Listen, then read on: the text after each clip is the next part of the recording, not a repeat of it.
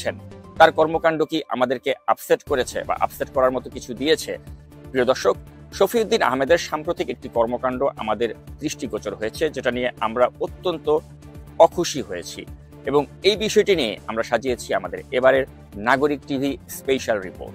চলুন আর কথা না বাড়িয়ে সরাসরি প্রবেশ করা যাক আমাদের মূল রিপোর্টে। মইনু আহমেদের পথেই কি হেঁটে চলেছেন শফিউদ্দিন আহমেদ? প্রিয় দর্শক, আমাদের দেশের সশস্ত্র বাহিনীকে নিয়ে আমরা গর্ব অনুভব করলেও নানা সময়ে এই বাহিনীর কিছু অফিসার তাদের কৃতকর্মের দ্বারা আমাদের মনে চরম ঘৃণার উদ্রেক ঘটিয়েছেন। 2007 সালের 11ই জানুয়ারি দেশে জরুরি অবস্থা জারি করার পর যে ব্যক্তির নির্দেশে কার্যত দেশটি চলেছিল তিনি হলেন কুখ্যাত সাবেক সেনাপ্রধান জেনারেল মইনু আহমেদ। আসসালামু আলাইকুম, আশা করছি সবাই ভালো আছেন। আগের সেনাবাহিনীদেরকে রাস্তাঘাটে মানুষ দেখলে সেলিউট দিত, অর্থাৎ যে রাস্তা দিয়ে সেনাবাহিনী যাবে বলে শুনতো ওই রাস্তা একদম পরিষ্কার হয়ে যেত। এভাবেই সেনাবাহিনীকে ভয় পেত, কারণ সেই সেনাবাহিনীগুলো দেশের জন্য, দেশের মানুষের জন্য কাজ করে যেত, দেশের মানুষের চিন্তা করত। কিন্তু বর্তমানে যে সেনাবাহিনীগুলো আছে সেই সেনাবাহিনীগুলোকে মানুষ দেখলেই ভুয়া ভুয়া বলে একটা বাক্য ছুটে মারে। এটা কেন মারে? আপনারা নির্বাচনের একদিন আগে অর্থাৎ 6 জানুয়ারি সেনাবাহিনী টহল দিচ্ছিল, ওই সেনাবাহিনীকে দেখেই বিরোধী দল বা বাংলাদেশের জনগণ বুয়া বুয়া বলে ডাক দিচ্ছিল। এটা কেন দিচ্ছে? আসলে সেনাবাহিনীর মতো একটা দেশপ্রেমিক ফোর্স, দেশপ্রেমিক সদস্য, সেনা কর্মকর্তা বাংলাদেশে থাকা অবস্থায় যদি এভাবে ডামি নির্বাচন একটা সরকার করে ফেলতে পারে, তাহলে ওই সেনাবাহিনীর মূল্যটা কোথায় আমাকে একটু বলেন। এই সেনাবাহিনীকে নিয়ে আপনি কী চিন্তা করতে পারেন? কেন মানুষ সেনাবাহিনীকে এভাবে প্রত্যাখ্যান করতেছে? কেন সেনাবাহিনীকে ভুয়া ভুয়া বলে ডাক দিচ্ছে? এটার মূল কারণটা কি সেটা একটা আপনার ভিডিওর মাধ্যমে দেখানোর চেষ্টা করব। তার আগে ছোট একটা রিকোয়েস্ট, আপনি যদি আমাদের এই চ্যানেল নতুন হয়ে থাকেন চ্যানেলটি সাবস্ক্রাইব করে রাখবেন, আর যারা অলরেডি সাবস্ক্রাইব করেই ফেলেছেন তাদেরকে ধন্যবাদ জানাচ্ছি। চলুন আমরা আগে একটা ভিডিও দেখে আসি। দর্শক, স্বাগত জানাচ্ছি নাগরিক টিভির এবারের স্পেশাল রিপোর্টে। আমাদের বাংলাদেশের সেনাবাহিনীকে নিয়ে আমরা গর্ববোধ করে থাকি, যদিও বিগত কয়েকটি সেনা প্রধানকে নিয়ে আমাদের বেশ কিছু রিজার্ভেশন রয়েছে। মইনু আহমেদ থেকে শুরু করে আজিজ আহমেদ, এদের কর্মকাণ্ডে আমরা জাতি হিসেবে লজ্জিত হয়েছি। এখন প্রশ্ন হয়েছে, বর্তমান যে সেনাপ্রধান শফিউদ্দিন আহমেদ তিনিও কি মইনু অথবা তার যে পূর্বসূরি যিনি ছিলেন আজিজ আহমেদ তার পথে কি হেঁটে চলেছেন? তার কর্মকাণ্ড কি আমাদেরকে আপসেট করেছে বা আপসেট করার মতো কিছু দিয়েছে? প্রিয় দর্শক, শফিউদ্দিন আহমেদের সাম্প্রতিক একটি কর্মকাণ্ড আমাদের দৃষ্টিগোচর হয়েছে, যেটা নিয়ে আমরা অত্যন্ত অখুশি হয়েছি এবং এই বিষয়টি নিয়ে আমরা সাজিয়েছি আমাদের এবারের নাগরিক টিভি স্পেশাল রিপোর্ট। চলুন আর কথা না বাড়িয়ে সরাসরি প্রবেশ করা যাক আমাদের মূল রিপোর্টে। মইনু আহমেদের পথেই কি হেঁটে চলেছেন শফিউদ্দিন আহমেদ? প্রিয় দর্শক, আমাদের দেশের সশস্ত্র বাহিনীকে নিয়ে আমরা গর্ব অনুভব করলেও নানা সময়ে এই বাহিনীর কিছু অফিসার তাদের কৃতকর্মের দ্বারা আমাদের মনে চরম ঘৃণার উদ্রেক ঘটিয়েছেন। 2007 সালের 11ই জানুয়ারি দেশে জরুরি অবস্থা জারি করার পর যে ব্যক্তির নির্দেশে কার্যত দেশটি চলেছিল তিনি হলেন কুখ্যাত সাবেক সেনাপ্রধান জেনারেল মইনু আহমেদ। আলোচিত 1-11 কুশীলব হিসেবে পরিচিত মইনু আহমেদের সেদিনের সেই অপকর্মের দীর্ঘমেয়াদের ক্ষতি আজও জাতিকে বয়ে চলে যেতে হচ্ছে। প্রিয় দর্শক, আমাদের দেশের একজন সেনাপ্রধান ভারতের আশীর্বাদে নিজেকে রক্ষা করবেন এমন নতজানু সেনাপ্রধান আমরা কখনোই কামনা করি না। আমাদের দেশের সেনাপ্রধান হয়েও ভারতের তৎকালীন পররাষ্ট্রমন্ত্রী প্রণব মুখার্জির সহায়তায় নিজের পিঠ বাঁচিয়েছিলেন জাতির সাথে প্রতারণা করা মইনু আহমেদ। প্রণব মুখার্জির নিজের লেখা বই দি কোয়ালিশন ইয়ার্সে এ ব্যাপারে বিস্তারিত লেখা হয়েছে। প্রণব মুখার্জি ওই বইয়ে লিখেন, in February 2008, Bangladesh Army Chief Moin Ahmed came to India on a 6-day visit. He called on me too. During the informal interaction, I impressed upon him the importance of releasing political prisoners. He was apprehensive about his dismissal by Sheikh Hasina after her release, but I took personal responsibility and assured the general of his survival after Hasina's return to power.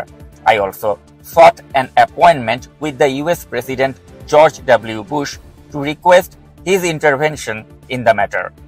প্রিয় দর্শক, প্রণব মুখার্জির এই সরল স্বীকারোক্তির মাধ্যমে প্রমাণ হচ্ছে শেখ হাসিনাকে সে সময় ভারতের সবুজ সংকেতেই ক্ষমতায় বসানো হয়েছিল। মইনু আহমেদকে প্রণব মুখার্জি নিশ্চয়তা দিয়েছিলেন শেখ হাসিনা ক্ষমতায় এলে ওনাকে অপসারণ করবেন না। তাছাড়া মইনের নিরাপত্তা নিশ্চিতের ব্যাপারে তৎকালীন মার্কিন রাষ্ট্রপতি জর্জ ডব্লিউ বুশের সাক্ষাৎ চেয়েছিলেন প্রণব মুখার্জি। এসব স্বীকারোক্তির মাধ্যমে স্পষ্ট প্রমাণ হয় মইনু আহমেদের অসাধুতার বিষয়টি। মইনু আহমেদের আর্থিক অসাধুতার বিষয়টি প্রথম সামনে আসে কুখ্যাত ভূমিদস্যু বসুন্ধরা গ্রুপকে কেন্দ্র করে। মইনু আহমেদ 11-র সময় ভূমিদস্যু বসুন্ধরা গ্রুপের আর্থিক কেলেঙ্কারি নিয়ে দুর্নীতি দমন কমিশনকে অনুসন্ধানের দায়িত্ব দেন।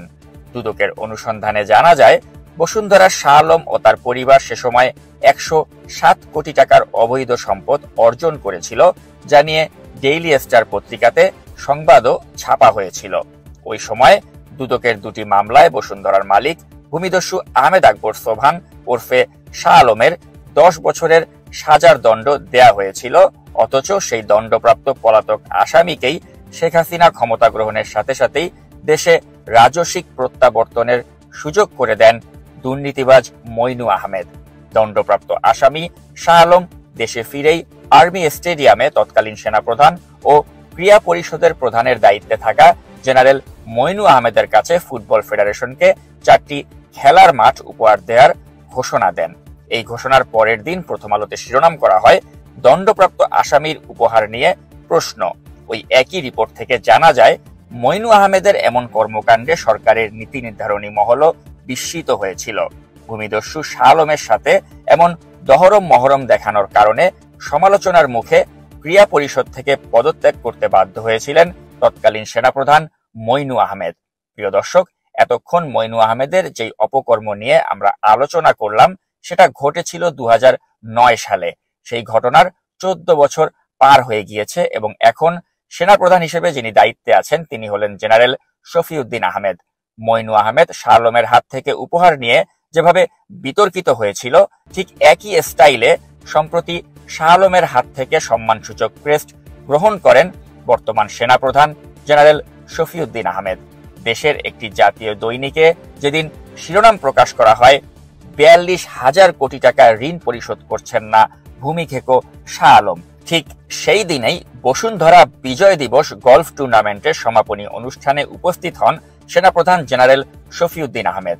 শুধু উপস্থিত হয়েই নয়, বরং সেই অনুষ্ঠানে শাহ আলমের কাছ থেকে সেনাপ্রধানের ক্রেস্ট গ্রহণ এবং গলফ খেলার উন্নয়নে ভূমিদস্যু বসুন্ধরা গ্রুপের সহযোগিতার প্রশংসা করে সেনাপ্রধানের দেয়া বক্তব্য নিয়ে খোদ সেনাবাহিনীর অনেক সদস্যই নাম প্রকাশ না করার শর্তে নাগরিক টিভির কাছে নিজেদের ক্ষোভ প্রকাশ করেছেন।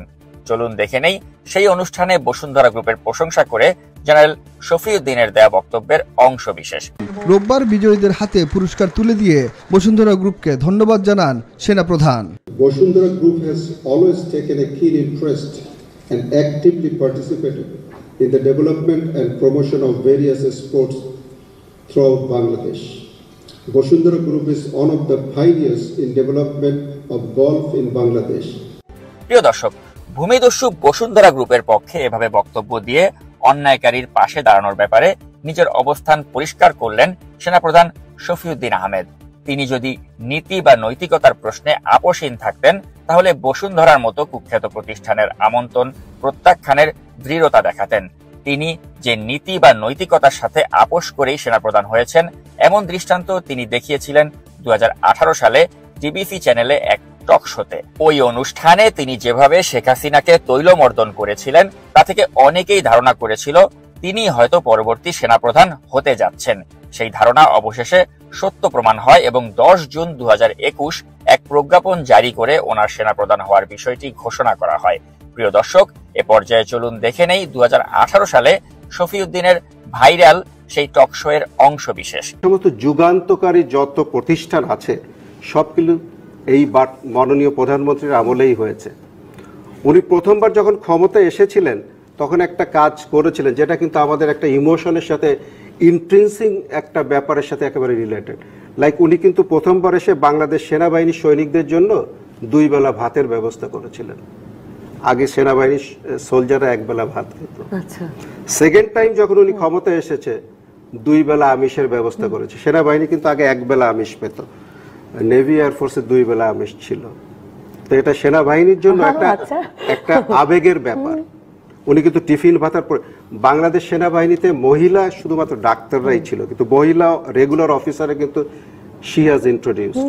তারপরে যে এখন মহিলা সোলজার সেকেন্ড টাইম উনি যখন পাওয়ার এসেছে সেটা উনি করেছে। আমাদের দুইজন ছিল মানে 98-99 সালে উনি কন্টিনজেন্ট কমান্ডার হিসেবে আমরা কিন্তু 2 জন ফেমাল পাঠিয়েছে, যেটা কিন্তু একটা সারা বিশ্বে একটা আইকন হয়ে দাঁড়িয়েছে।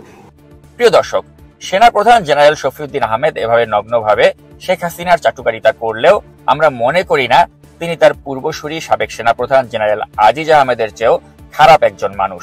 জেনারেল আজিজ আহমেদের ভয়ঙ্কর কর্মকাণ্ড নিয়ে আল জাজিরাতে অল দ্য প্রাইম মিনিস্টার্স ম্যানের মতো ডকুমেন্টারি প্রচার হয়েছে। আজিজ আহমেদের মার্কিন ভিসা বাতিল হয়েছে। তার সন্ত্রাসী ভাই হারিস ও আনিসের সাজা মাফ করে ফ্যাসিস্ট আওয়ামী সরকার। সারা বিশ্বে শেখ হাসিনার মাফিয়া শাসনকে নগ্নভাবে পরিচয় করিয়ে দিয়েছিলেন কুখ্যাত আজিজ আহমেদ ও তার সন্ত্রাসী ভাইয়েরা।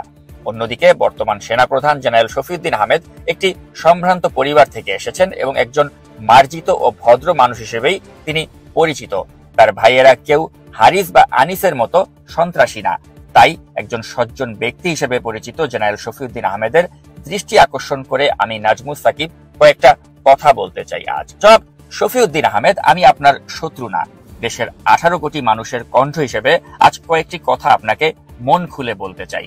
আপনি নিশ্চয়ই লক্ষ্য করেছেন 1-11 কুশীলব হিসেবে পরিচিত তৎকালীন 9ম পদাতিক ডিভিশনের GOC lieutenant general Masud Uddin Chowdhury আজ শেখ হাসিনার আশীর্বাদ নিয়ে লাঙ্গল প্রতীক নিয়ে 7 জানুয়ারি অনুষ্ঠিত হতে যাওয়া ভুয়া নির্বাচনের প্রার্থী হয়েছেন। আপনি ভালো করেই জানেন শেখ হাসিনার করুণা ভিক্ষা করা এই মাসুদ উদ্দিনের জনগণের কাছে 2 পয়সার সম্মান ও ভালোবাসা নেই। অন্যদিকে সাবেক সেনাপ্রধান জেনারেল আজিজ আহমেদ ইতিহাসের আস্তাকুরে নিক্ষিপ্ত হয়েছেন এবং মান সম্মানের ভয়ে জনসম্মুখে খুব একটা হাজির হন না তিনি। আর জেনারেল মইনু আহমেদের কথা নতুন করে আর কি বলবো। আমি যেই শহরে থাকি যুক্তরাষ্ট্রের ফ্লোরিডার সেই একই শহরে থাকেন মইনু আহমেদ। একবার শুক্রবার জুম্মার নামাজের সময় তার সাথে দেখা হয় আমার। 1-11 সেই প্রভাবশালী মইনু আহমেদকে দেখে আমি তো প্রথমে চিনতেই পারিনি। তার জীর্ণ রুগ্ন ক্যান্সার আক্রান্ত অবস্থা দেশবাসীকে দেখানোর জন্য আমি তার সাথে একটি সেলফি তুলি। এই মইনু আহমেদ যুক্তরাষ্ট্রের বাংলাদেশি জনগণের কাছে অবাঞ্ছিত। এয়ারপোর্টে তাকে দেখা মাত্র ডিম ছড়া হয়েছিল। লজ্জা ও ঘৃণা নিয়েই তাকে বাকি জীবন কাটাতে হবে।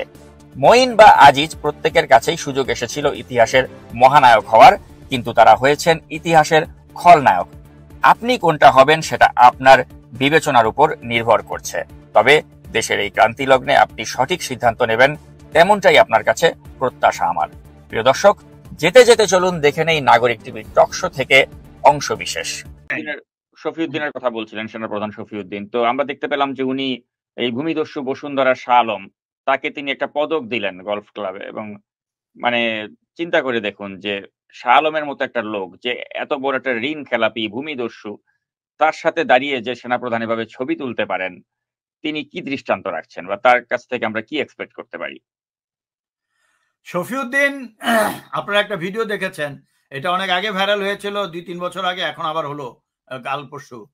ওখানে আমি তাকে বলেছিলাম যে এ যদি হয় সেনাপ্রধান কি হবে দেশের। তারপরে যখন সেনাপ্রধান হলো ওই মাসেই আমি তাকে করলাম, সাজেস্ট করলাম যে যতই পাপ করে থাকো এখন দেশের পক্ষে, আর্মির পক্ষে, রাষ্ট্রের পক্ষে কাজ করো, আল্লাহ গুনাহগুলো মাফ করে দিবে। কিন্তু এরা চেঞ্জ হবে না। শয়তান তাদের, আল্লাহ বলে নাই করে নাই যে তাদের কানে শুনেও শুনবে না, চোখে দেখবে না। এরা শাহ আলমকে যে গিফট করছে, শাহ আলম আর শফিউদ্দিনের মধ্যে পার্থক্যটা কি? Just tell me. এ তো পার্থক্য নাই। হাসিনার মধ্যে পার্থক্য কি? তারেক সিদ্দিকের মধ্যে পার্থক্য কি? মইনু আহমেদের সাথেও তো শাহ আলমকে কিন্তু মইনু আহমেদই ঠিক এইভাবে পুরস্কার দিয়েছিল। জি হ্যাঁ, 2007-এ। এবং মইনু আহমেদকে বলছিল 4টা জমি জমা দিবে, 4টা স্টেডিয়াম বানানোর। 4টা স্টেডিয়াম নাকি বাফুফেকে দিবে। এটা কত বড় একটা ফলস প্রমিস ছিল। একটা স্টেডিয়ামও কিন্তু দেয়নি। শুধু তাই না, এর তো চোর। এর এখন কত দেখলাম যে 46,000 কোটি টাকা লোন। বাংলাদেশের রাজনীতিটা কিভাবে চলছে এটা যে বাংলার লোক মানুষ এই যে যদি- 42,000 কোটি টাকা ঋণ পরিশোধ করছে না, হ্যাঁ এর মতো একটা মাফিয়াকে সেনাপ্রধান পুরস্কার দিচ্ছে। এই শোনো, এটা তো আমি বলি ঘটনাটা কি, এই ধরনের ইমেজ যদি তারা না করে, যে আর্মির লোকরা তো খেপেই আছে এসব দেখে, এগুলা গলফ গ্রাউন্ডে করে কিন্তু, বুঝছেন তো, আর্মির এলাকায় জি। করলে, গলফ গ্রাউন্ড তো আর্মির থেকে একটু বাইরের দিকে, পিছন দিকে দরজা আছে যাওয়ার। What is the point is, আমাদের দেশের রাজনীতি বা মাফিয়া তন্ত্র কিভাবে চলছে। যেমন ওই যে দরবেশ বলেন যে কি নাম, সালমান এফ রহমান, তারপরে সালাম, তারপরে এই যে এর নাম বললেন, আরো যে অনেক খুচরা ব্যবসায়ীরা আছে, এরা কি করে, ব্যাংকগুলা লুট করে জনগণের টাকা, ঠিক আছে, তারপরে হাসিনাকে দেয়, আওয়ামী লীগকে দেয় ইলেকশন করার জন্য, কোন চুক্তিতে, যে আমাদের লোন যেন শোধ করতে না হয়, আপনি ক্ষমতায় থাকবেন, সেনা বক্তব্য দিয়েছে, হাসিনা আরো যেন থাকে, ঠিক আছে। এই টাকাগুলো এমনকি অনেক বাটপারজীবী যারা আছে, এই যে আপনার সিপিডি টিপিডি, এগুলো সব ভারতেরই সৃষ্টি। সো ব্যাংক লুট করে আওয়ামী লীগকেও দেয়। প্রিয় দর্শক, আপনারা দেখে নিলেন আমাদের স্পেশাল রিপোর্টটি।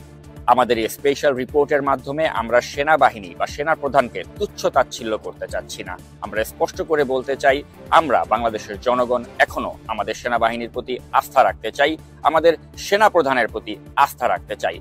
তবে তাদের কোনো কর্মকাণ্ডে যদি আমাদের আস্থা ভঙ্গ হয়, সেটা নিশ্চয়ই নাগরিক হিসেবে ব্যক্ত করার অধিকার আমাদের রয়েছে, এবং সেই প্রয়াসেই আজকের এই ভিডিওটি বানানো। আমরা আমাদের যে মতামত বা আমাদের যে ক্রোধের যে কারণটা, সেটা তুলে ধরার চেষ্টা করলাম এই স্পেশাল রিপোর্টের মাধ্যমে।